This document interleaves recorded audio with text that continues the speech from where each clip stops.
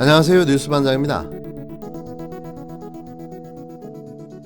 부산에서 용인으로, 또 용인에서 진천으로 1년 새 3번 좌천되며 검찰 역사상 최단기간 3번의 인사이동으로 트리플 크라운을 달성한 한동훈은 이해하기 어렵지만 간다라는 말을 남기며 용인에서 진천으로 향했습니다. 사실 저도 이해가 안 갑니다. 이쯤 되면 알아서 나가줘야 맞는 거죠. 쪽팔리지 않습니까? 검찰 부장식이나 돼서 자신의 재판을 유리하게 끌고 가기 위해 끈질기게 자리를 지키는 모습이 말이죠. 그리고 대체 뭐가 이해가 어렵다는 건가요? 아직도 말귀를 못 알아먹는 당신이 더 이해하기 힘든데요.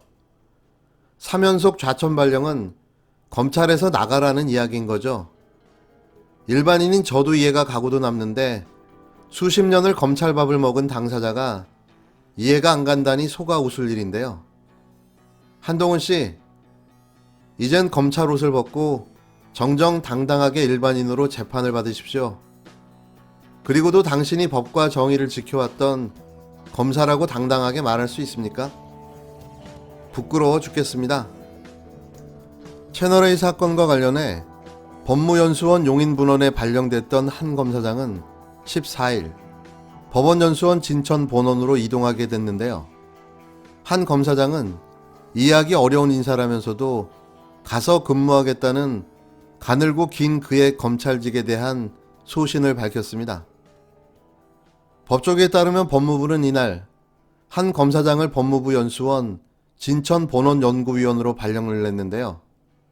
앞서 법무부는 지난 6월 이른바 검언유착 의혹이 불거지자 부산고검 차장검사직에 있던 한동훈 검사장을 법무부 연수원 용인분원으로 이동시켰습니다. 당시 법무부는 일선 수사지휘 직무 수행이 곤란한 점을 감안했다며 배경을 설명했는데요. 법조계에서는 서울중앙지검이 이전 기자와 한 검사장과의 공모관계를 밝혀내는데 사실상 실패한 상황에서 한 검사장을 또다시 연구위원으로 발령낸 것이 적절치 않다는 반응이 나옵니다. 물론 이건 내부의 친윤 검사들의 입장인데요. 공범 입증에 실패했다면 한 검사장을 일선으로 복귀시키는 것이 타당하다는 거죠. 하지만 모든 정황과 심증은 그의 범죄 의혹만 짙게 보여주고 있는데요. 사실상 증거인멸과 입맞추기로 소명을 못할 뿐인 거죠. 서울중앙지검은 지난 8월 당사자인 이동재 전 채널A 기자를 강요미수 혐의로 구속 기소하면서 공소장엔 한 검사장과 공모 여부를 적시하지 못했는데요. 중앙지검은 당시 한 검사장에 대해서는 추가 수사가 필요하다는 입장을 밝혔지만 현재까지 명확한 증거를 찾지 못한 것으로 알려졌습니다. 오히려 검찰수사심의위원회가 한 검사장에 대해선 불기소 권고를 내린 상황에서 무리한 수사를 하고 있다는 비판을 받고 있는 상황까지 이른 건데요. 사실 어처구니가 없는 현실인 거죠. 지난 3월 검언유착 의혹 보도로 피의자 신분이 된 한 검사장은 해당 사건을 MBC와 여권 관계자들 간에 권언유착이라고 주장해왔습니다. 이와 관련해 한 검사장은 국정감사 출석 의지도 밝힌 상태인데요. 박대출 국힘당 의원은 전날 국회 과학기술정보방송통신위원회 국정감사에서 한 검사장 측에서 MBC, KBS 검언유착 오보 사태와 피의사실 공표 등과 관련해 본인이 참고인으로 출석해 국회에서 진술할 의향이 있다고 한다는 의사를 전했다고 전했습니다. 한 검사장은 지난 7월 법무연수원 용인분원 사무실에서 압수수색 영장이 집행되는 과정에서 정진웅 차장검사로부터 독직 폭행을 당했다고 주장하고 있는데요. 감찰 사건을 맡고 있는 서울고검은 최근 정 차장 검사를 불러 조사한 걸로 알려졌습니다. 서울고검은 정 차장 검사에 대한 조사 내용을 토대로 적용 혐의와 처벌 수위 등을 검토하고 있는데요. 이런 적반하장의 아나무인 같은 상황이 이해가 되시나요?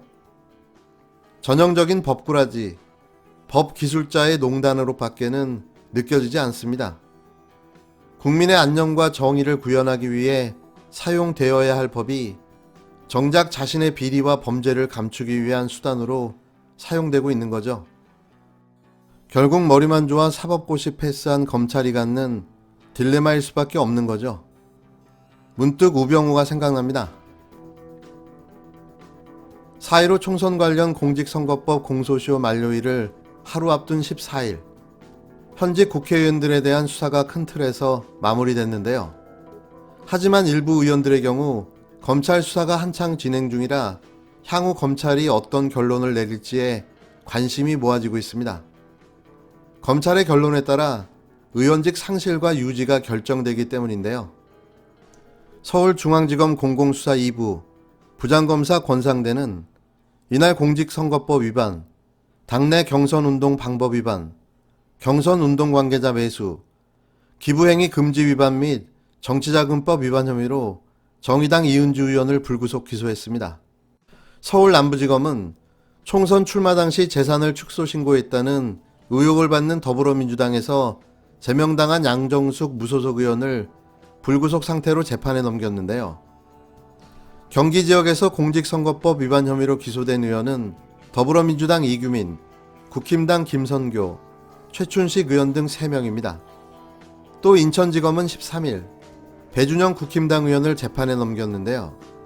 대구 지역에서는 국힘당 홍석준, 김병욱 의원이 법정에 서게 됐습니다. 여론조사 결과를 왜곡 공표한 혐의로 기소된 국힘당 조혜진 의원은 이미 재판에 넘겨져 오는 28일 1심 선고를 앞두고 있는데요. 울산지검은 최근 국힘당 이채익 의원을 당내 불법 경선운동을 한 혐의로 기소했습니다. 같은 당 박성민 의원도 경선운동 관련 규정을 어긴 혐의로 기소했는데요. 전주지검도 무소속 이용호 의원을 재판에 넘겼고 더불어민주당 윤준병 의원은 이미 재판에 넘겨져 최근 1심 선고를 앞두고 있습니다. 검찰은 윤 의원에게 벌금 150만 원을 구형했는데요. 형이 확정된다면 의원직은 상실됩니다.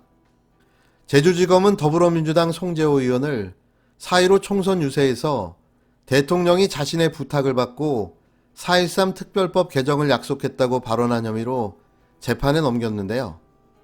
광주와 전남 지역에서는 재판에 넘겨진 의원들은 없는 것으로 나타났습니다. 벌써 이게 몇 명인가요?